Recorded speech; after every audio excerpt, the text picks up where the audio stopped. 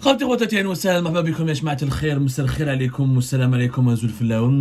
vous allez bien, j'espère que vous vous portez bien. Nous sommes le 10 février 2024. Nous sommes le 10 février 2024, j'insiste. Et ça fait une semaine, c'est un fait inédit, hein. Ça fait une semaine que le chef d'état-major de l'armée algérienne est absent du pays, en visite officielle, dans un autre pays, qui n'est pas une grande puissance militaire, qui n'est pas un grand fournisseur, je parle de ce pays-là, n'est pas un grand fournisseur d'armes pour l'Algérie. Ce n'est pas une armée extrêmement puissante. Il ne fait pas partie des top 5 des armées les plus sophistiquées du monde. Ce n'est pas une puissance nucléaire, du moins pas encore. C'est un pays avec lequel nous avons eu des relations historiques et amicales et importantes, mais ce ne sont pas des relations stratégiques. Saïd Chengreha, le chef d'état-major de l'armée algérienne, n'est pas séjourne depuis une semaine, non pas aux États-Unis d'Amérique, non pas en Russie, ni en France, ni en Grande-Bretagne, ni qui sont les grandes puissances militaires et qui sont les grandes forces nucléaires, ni en Chine, mais en Arabie Saoudite. Saïd Chengreha, le chef d'état-major de l'armée algérienne, séjourne depuis une semaine en Arabie Saoudite. Beaucoup d'informations ont circulé sur cette visite. On avait déjà pas mal d'informations que nous avons pu recouper et confirmer, mais on a préféré attendre. On a préféré attendre par respect aux institutions de notre pays. On a préféré attendre avant de donner ces informations et de les analyser avec vous, parce que c'est une situation inédite et franchement inconfortable, pour ne pas dire humiliante pour notre pays. Regardez la posture dans laquelle l'Algérie se retrouve aujourd'hui, elle est humiliante. Vous savez pourquoi Saïd Chengreha est en Arabie Saoudite depuis plus d'une semaine? Depuis une semaine, on est le 10 février, il est arrivé le 3 février. Pour la simple raison qu'il espère rencontrer Mohammed Ben Salman, l'homme fort, le prince héritier de l'Arabie Saoudite, qui est le premier ministre de l'État saoudien, et de facto, le monarque saoudien. C'est le prince héritier, c'est l'actuel roi d'Arabie Saoudite, l'actuel décideur de la monarchie saoudienne. Il est là-bas depuis une semaine. Il a rencontré pas mal d'homologues, il a rencontré tous les dirigeants militaires. Il a pour homme Abdelmajid Tebboune qui doit partir en Arabie Saoudite et qui doit attendre que Mohammed Ben Salman accepte de lui accorder une audience.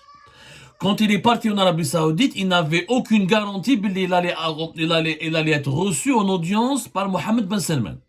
Ce n'était pas dans son agenda. Pour une raison simple, Mohammed Ben Salman est Premier ministre, n'est plus ministre de la Défense nationale, n'est pas chef d'état-major de l'armée saoudienne. Il était ministre de la Défense nationale en 2015 jusqu'à 2022. Depuis le 27 septembre 2022, ce n'est pas lui. Il est Premier ministre et prince héritier. Celui qui est ministre de la Défense nationale, c'est son frère cadet. On en a parlé, il est âgé de 36 ans. Et Saïd Chengreha l'a rencontré. Donc, la présence actuelle de Saïd Chengreha sur le territoire saoudien, je suis désolé, du point de vue purement au niveau de la coopération militaire et technique, n'a pas lieu d'être.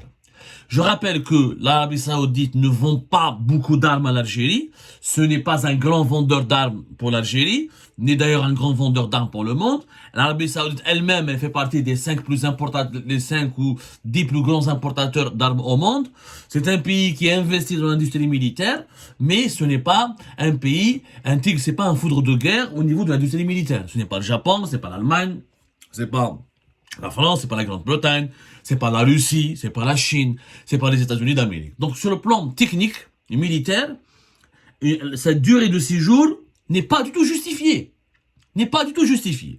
Et la raison principale, Saïd Chengreha, officiellement, est parti en Arabie Saoudite pour participer à un événement, qui est le Salon mondial de la défense de Riyad, qui est un événement intéressant, mais ce n'est pas le plus grand événement au niveau de l'industrie militaire dans le monde.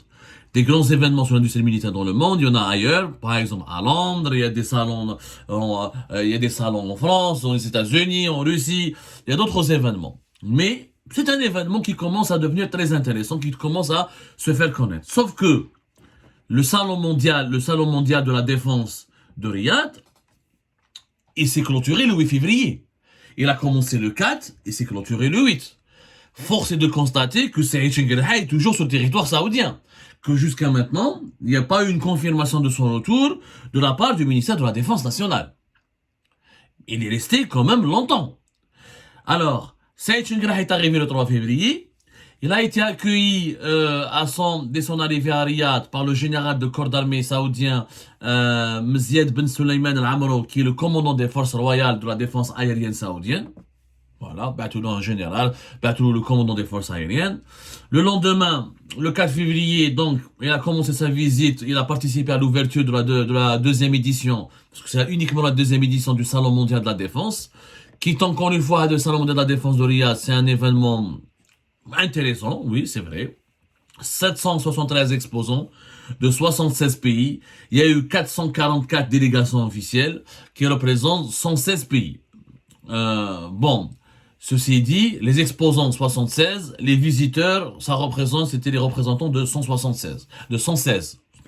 76 exposants, 116 pays, les représentants de 116 pays ont visité ce salon. Alors, il s'est clôturé le 8 avec la signature de 61 contrats pour l'équivalent de presque 9 milliards de dollars. Alors que les Saoudiens espéraient plus de 7 milliards de dollars, presque 8 milliards de dollars de contrats. Ils voulaient que les participants, ils voulaient que les visiteurs, les participants arrivent à conclure des contrats de la valeur de 8 milliards de dollars. C'était 6,9, donc les Saoudiens, les organisateurs saoudiens n'ont pas atteint leur objectif. Mais bon, c'est un salon intéressant, plusieurs pays ont y participé, les questions de la défense, etc. Mais il s'est clôturé le 8. Saïd Chengrah, depuis, durant tout son séjour, il ne s'est pas contenté de rester au salon, puisque il a visité des unités de combat de l'armée saoudienne, il a visité des sociétés dans la défense en Arabie Saoudite, il était à l'école de commandement et des états-majors des forces armées saoudiennes, il a rencontré pas mal de hauts responsables saoudiens. Encore une fois, nous n'avons pas une coopération stratégique extrêmement importante. L'Arabie Saoudite n'est pas un fournisseur d'armes important pour l'Algérie. On ne fait pas des entraînements réguliers avec l'armée saoudienne. L'Arabie Saoudite allait au Moyen-Orient, on a l'Afrique du Nord. C'est bien d'aller en Arabie Saoudite. Franchement, ce salon, on aurait pu envoyer le secrétaire général du ministère de la Défense nationale. On aurait pu envoyer un général algérien. Le chef d'état-major pour dans un salon où l'Algérie n'achète pas beaucoup. L'Algérie achète auprès de la Russie ou l'Allemagne, un peu l'Italie, un peu l'Afrique du Sud, un peu les États-Unis.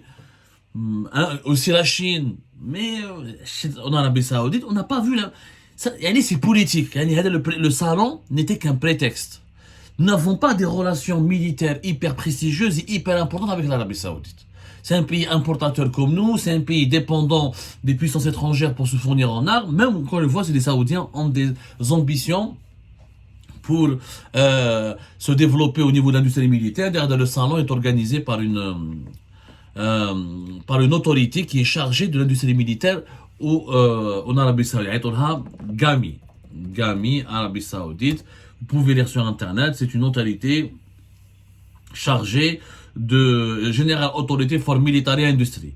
L'autorité générale saoudienne pour l'industrie militaire qui veut développer un petit peu ce secteur en Arabie Saoudite. C'est bien, c'est noble de la part des Saoudiens, mais bon, ce n'est pas stratégique pour nous les Algériens.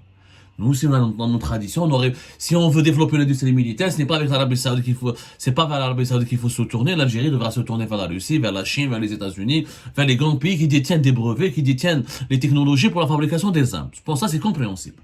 Bon, Saïd Chengrah, il a rencontré donc le ministre saoudien de la Défense nationale, le fameux jeune dont nous avons parlé. Il l'avait reçu le 6 février 2023. C'était comment il s'appelle, le frère cadet, c'est le petit frère de Mohammed Ben Salman, c'est le prince Khalid Ben Salman Ben Abdelaziz. Il a reçu le 6 février, il est âgé de 36 ans. On a fait une émission sur l'extraordinaire différence d'âge. Le 6 février, il a visité le centre des opérations de l'armée de l'air saoudienne, Saïd Chengrah. Le 7 février, je crois qu'il a été reçu par le chef d'état-major de l'armée saoudienne. Le 7 février, il avait visité 2 entreprises saoudiennes qui sont spécialisées dans le secteur de la défense. Et le 8 février, voilà, c'est le 8 février, Saïd Chengrah a rencontré donc le chef d'état-major de l'armée des forces, le chef d'état-major général des armées saoudiennes, le général d'armée Fayed Ben Hamad El-Rouaili. Normalement, juste après cette visite, notre monsieur Chengelha devrait rentrer au pays. Il devrait rentrer au pays, c'est bon, il a rencontré tous ses homologues militaires, mais jusqu'à maintenant, Saïd Chengelha n'a pas donné signe de vie. Et selon nos informations, il espérait qu'il y avait des négociations, des pourparlers. La délégation algérienne avait demandé est-ce que Mohammed Ben Salman, le premier ministre saoudien et l'homme fort de l'Arabie Saoudite, accueille Saïd Chengelha le 9. Nous sommes aujourd'hui le 10, il n'y a pas eu d'audience.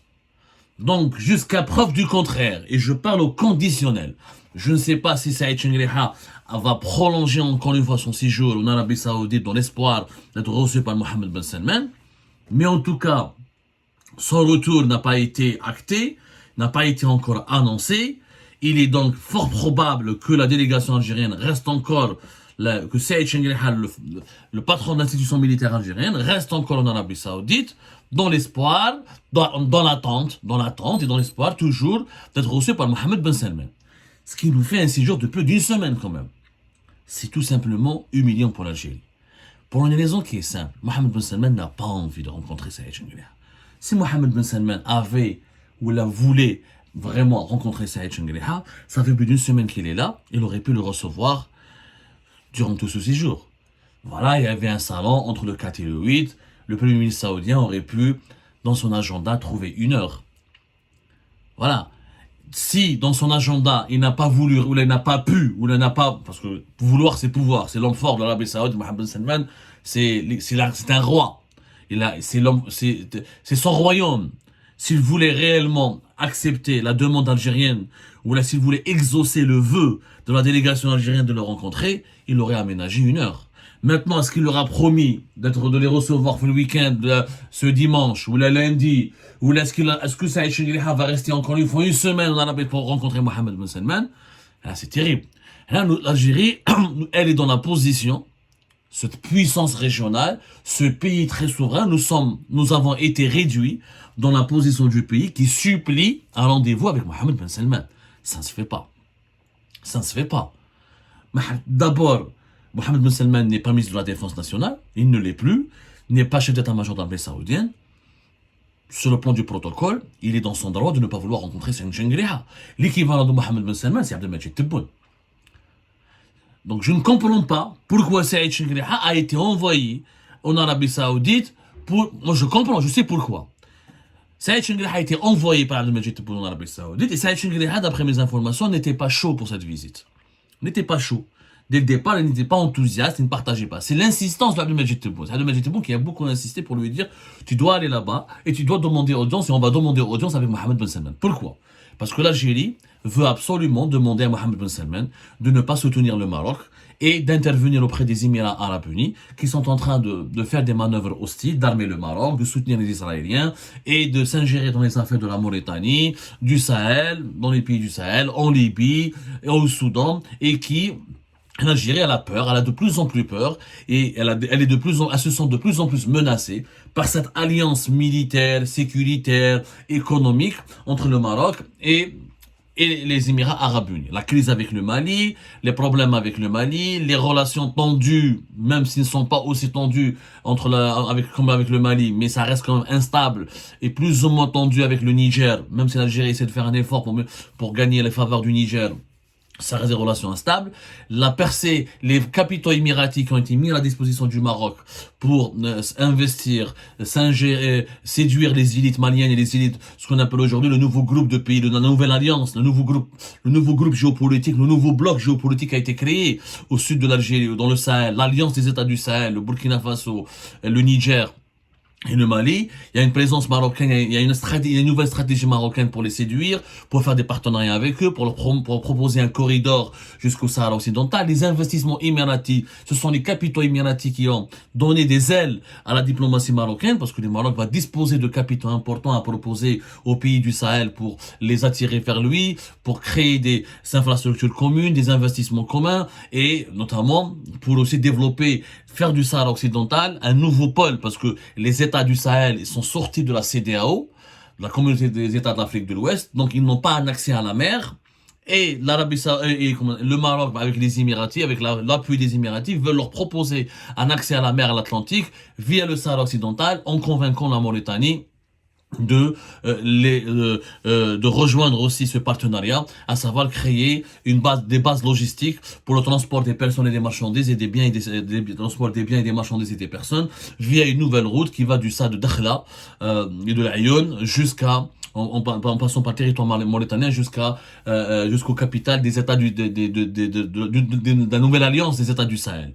Ça fait peur énormément à l'Algérie, qui se sont ceinturés, qui se sont menacés, d'autant plus que le Maroc aussi, avec les capitaux émiratis, voit que le Sahara occidental, il y aura beaucoup d'investissements importants. On parle d'un hub, d'un grand port à Dakhla, d'un nouvel aéroport à Dakhla au Sahara occidental, de présence militaire accrue, les Israéliens qui sont aussi dans le jeu, sans parler de ce que les Émiratis font ou essayent de faire en Tunisie, en Libye et en Mauritanie.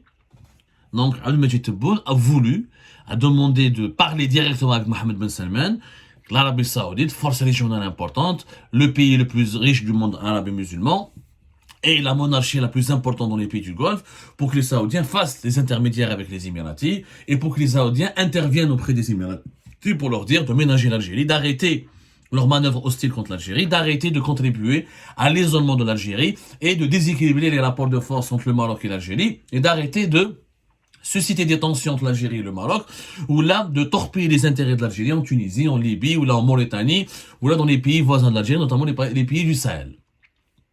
C'est ça l'objectif de la visite de Saïd Chengria. C'est pas le salon mondial de la défense. Le salon mondial de la défense, visiter les installations d'armée saoudiennes, visiter des entreprises saoudiennes. Ça, c'est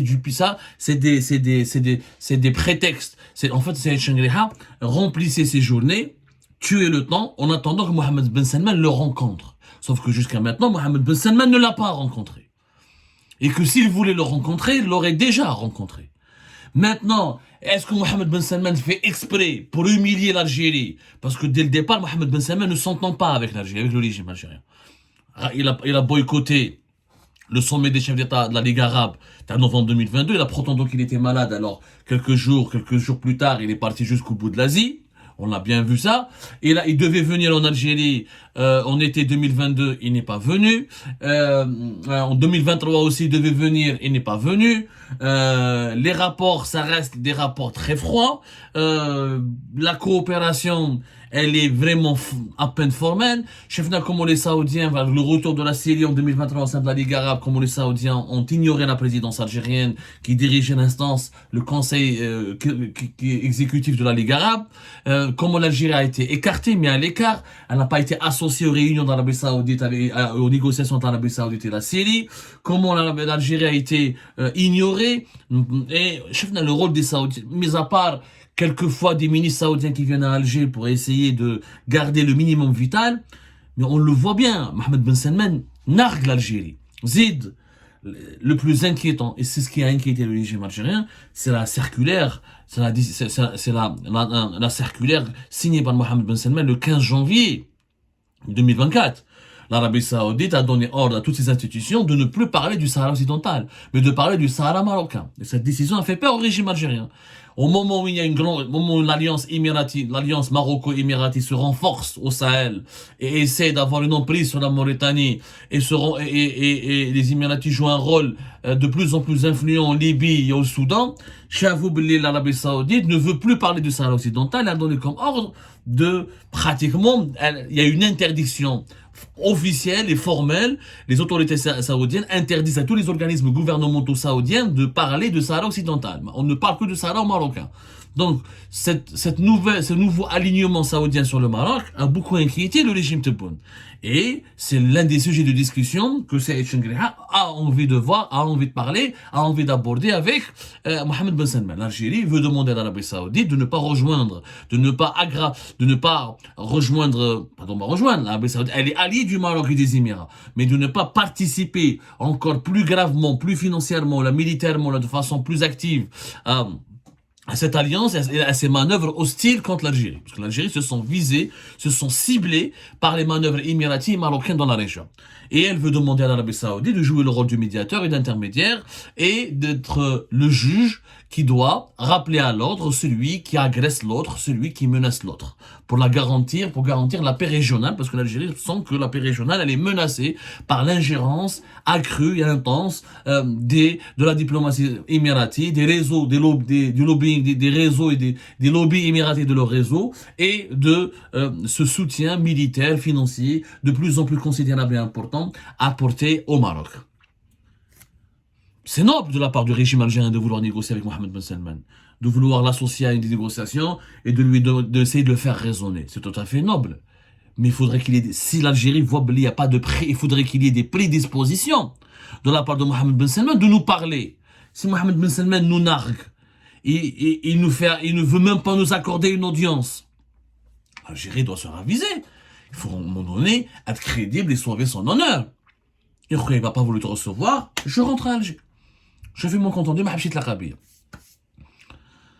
Il y a d'autres canaux, et après il faut se poser la question. Pourquoi Mohammed Ben Salman, depuis 2021 jusqu'à aujourd'hui, il se détourne de l'Algérie, il ne veut pas venir en Algérie, il nargue l'Algérie, il ignore l'Algérie, et il pratique une politique clairement anti-algérienne, peut-être qu'elle n'est pas aussi violente, aussi brutale que celle des Émirats, qui clairement ont une position pro-marocain très active, surtout avec la visite de Mohamed VI. C'était en été, c'était Abu Dhabi Mohamed VI. C'était récemment, c'était en décembre 2023, la fameuse visite de Mohamed VI à Abu Dhabi, visite 2023. Elle a scellé une alliance claire où les Émiratis, on est prêt à mettre des milliards au Sahara occidental, à transformer le Sahara occidental. On a un nouveau hub diplomatique, économique, géopolitique dans l'Afrique subsaharienne. Et là, nous assistons à des tournants au niveau de la région, sur la scène régionale. On assiste à l'avènement de nouvelles forces, de nouveaux lobbies, de nouveaux blocs, où l'Algérie, malheureusement, se sent très bousculée, très menacée. C'est légitime de la part de l'Algérie. Mais il faut se poser la question, il faut se poser une fois pour toutes la question, pourquoi nous avons trop d'ennemis? Pourquoi Mohammed Ben Salman, est-ce qu'à l'époque de Bouteflika, un dirigeant algérien aurait attendu une semaine en Arabie Saoudite pour rencontrer le prince héritier saoudien? Jamais de la vie. Est-ce qu'à l'époque de Bouteflika, on suppliait pour rencontrer l'homme fort de l'Arabie Saoudite? Jamais de la vie. Aujourd'hui, il faut se poser la question. Pourquoi on a autant d'ennemis? Pourquoi on est rejeté par tant de pays importants dans la région? Pourquoi nous avons des relations si tendues avec les pays les plus importants sur le plan économique et géopolitique? Parce que le régime actuel a multiplié les maladresses, les bourdes, il ne rassure pas, il ne jouit pas de la crédibilité nécessaire pour que les puissances de la région puissent traiter avec lui. Rabbi Djibel Khair, que Dieu protège l'Algérie et les Algériens. Peut-être que Mohammed Ben Salman va finir par accepter la demande d'audience de l'Algérie, mais au bout d'une semaine, même si Mohammed Ben Salman va recevoir Saïd Chengri Halioum le 10 février, ou peut-être demain le 11 février, ça restera quand même une humiliation pour l'Algérie, parce que attendre plus d'une semaine pour rencontrer Mohammed Ben Salman, ça fait de l'Algérie un pays qui n'est pas prestigieux, un pays inférieur à l'Arabie Saoudite. Or, ce n'est pas le cas. Nous avons un passé plus prestigieux que l'Arabie Saoudite. Nous sommes un pays qui a une histoire plus glorieuse que l'Arabie Saoudite. Et nous avons été l'un des leaders du tiers-monde et de la rive sud de la planète. Le rang de l'Algérie, qu'elle avait occupé durant les décennies précédentes, ne pouvait pas nous permettre à Mohammed Ben Salman de nous traiter de la sorte. C'est tout simplement inacceptable ce qui est en train de se passer aujourd'hui.